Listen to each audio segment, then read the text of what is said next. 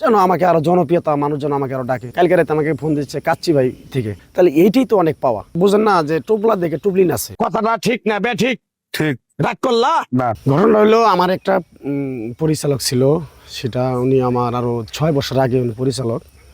ওনার একটা নাটকে একটা কবিরাজের একটা অভিনয় ছিল, মানে ওখানে ওই নাটকের ভিতরে তার হাত দেখতে হবে।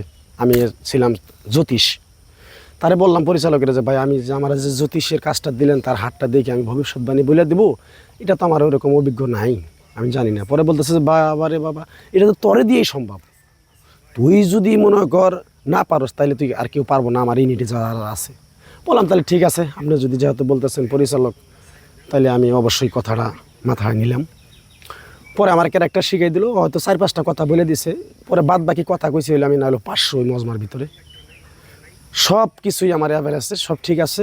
পরে ওখানে আমি বিষয়টা, ওনারা বলছে যে না, তুমি যা কইছি তার চেয়ে বেশি করছো, তোমাকে আমার ধন্যবাদ।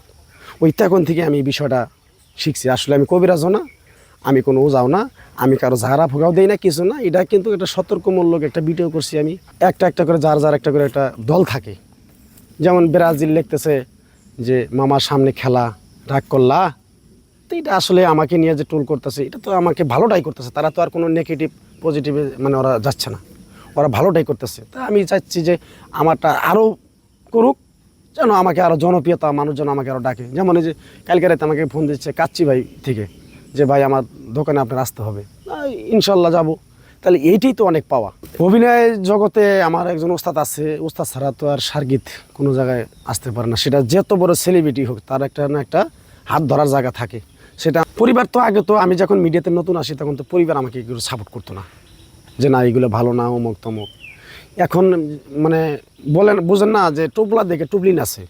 এখন দিন শেষে যখন আমার ফ্যামিলিকে 5,000 4,000 টাকা হাতে বুঝিয়ে দিয়ে যে আমি আজকে 5,000 টাকা আনছি, তারা দেখে ব্যাকগ্রাউন্ডে খুঁজে যে টাকাটা কোথায় থেকে আনছি।